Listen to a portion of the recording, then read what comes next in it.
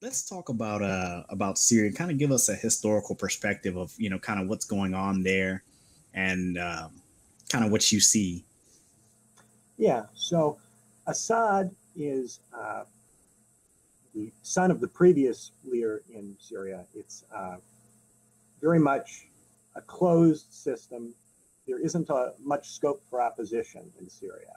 But nonetheless, the regime does retain a lot of support from the Alawite Shiites who live in the country because of those patronage relationships I talked about.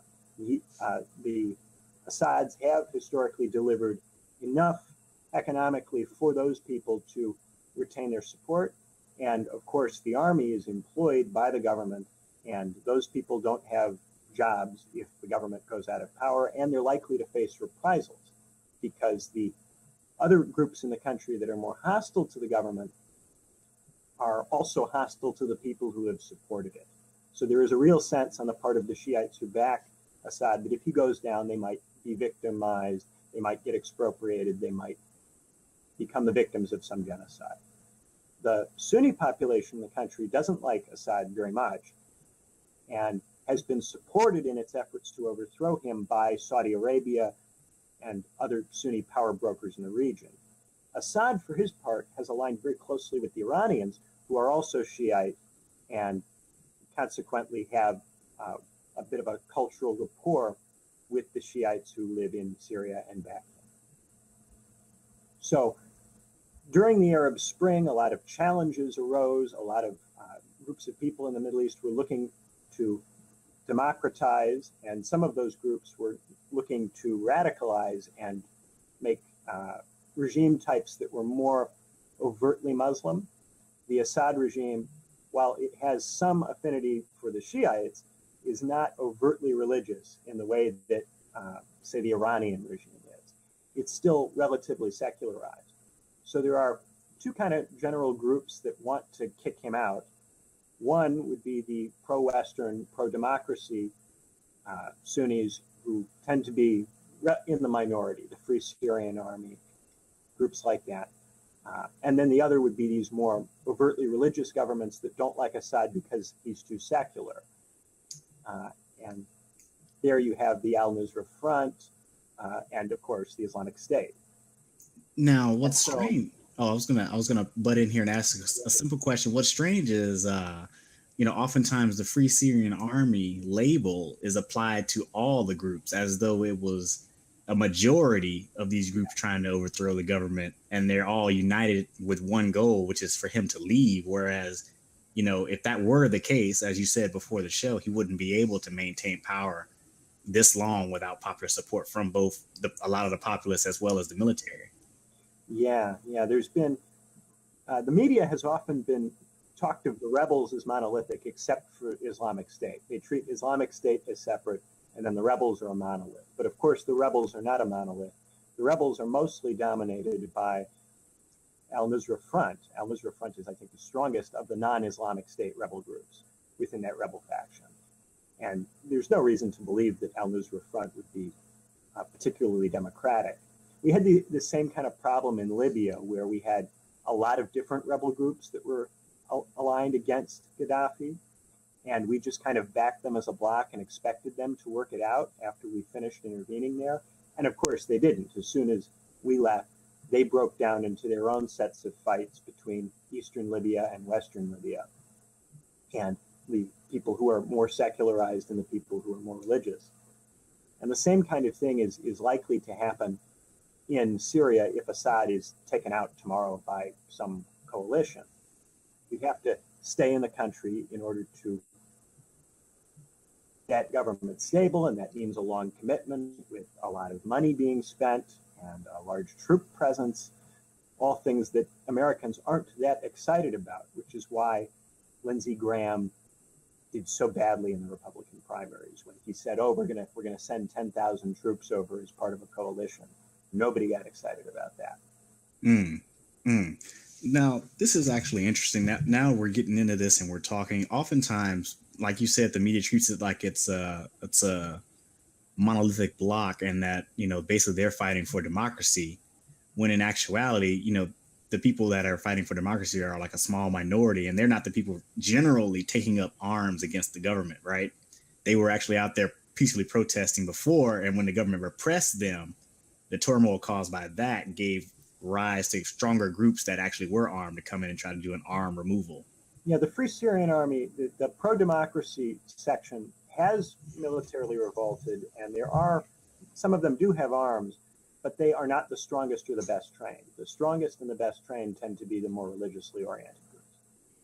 Now, that is something that we really haven't drawn a really more emphasis on. Like, nobody really knows that.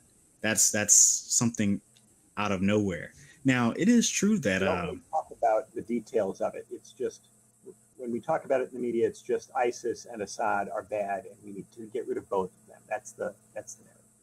Yeah, and I think I took a lot of heat for saying, in general, it is my position that ultimately the rebel groups are not necessarily going to do better for the people that live there, per se. We really don't know, and that perhaps like the UN has recommended, and several peace activists and foreign policy experts have recommended that we perhaps try to stop the flow of arms flowing into the region from at least all of our allied countries, the Gulf states and Turkey and things of that nature, to basically cut off the rebels a lot of their supply lines. And they were saying that that kind of position is not going to solve the conflict. And I think that ultimately it may solve the conflict, because Assad does control, quite a bit of the country now. He's been making gains and he's been very resilient. So odds are, they will no longer have the funds or resources needed to fight the state without that continual support from outside regimes. And so I was saying, if you wanted to end the conflict, that could be a solution. And everyone just that just blew their mind. They're like, no, that's wrong, and that's not a moral question or something of that nature. What do you think? The difficulty is that foreign states have come in on both sides. So foreign states come in on the side of the rebels, and they've come in on the side of Assad, to a point where we aren't really sure what the balance of strength would be if nobody was involved. There's been so much outside involvement that we don't really know who's stronger at this point.